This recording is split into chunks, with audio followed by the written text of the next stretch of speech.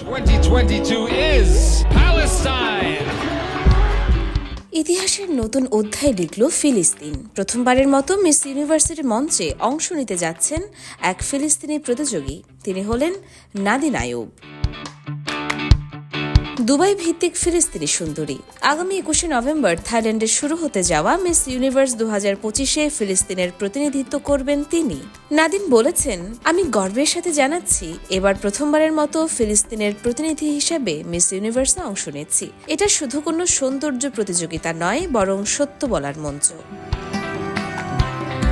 গাজার ভয়াবহ মানবিক সংকটের সময় বিশ্বমঞ্চে দাঁড়িয়ে নাদিন বলেছেন, তিনি শুধু একজন প্রতিযোগী নন, বরং ফিলিস্তিনের কণ্ঠস্বর। আমি সেই নারী ও শিশুদের প্রতিনিধিত্ব করছি যাদের সাহস আর সংগ্রাম বিশ্বকে দেখা উচিত।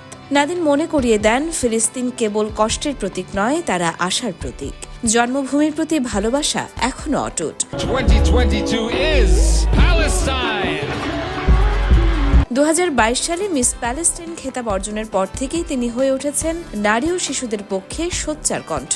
মিস ইউনিভার্স 2025-এ এই প্রথমবার ফিলিস্তিনের প্রতিনিধিত্ব। এটি কেবল সৌন্দর্যের প্রতিযোগিতা নয়, বরং পরিচয় আর সংগ্রামের গর্বিত মাইলফলক। ইয়োরমা শায়ের জাহান, দেশকাল নিউজ।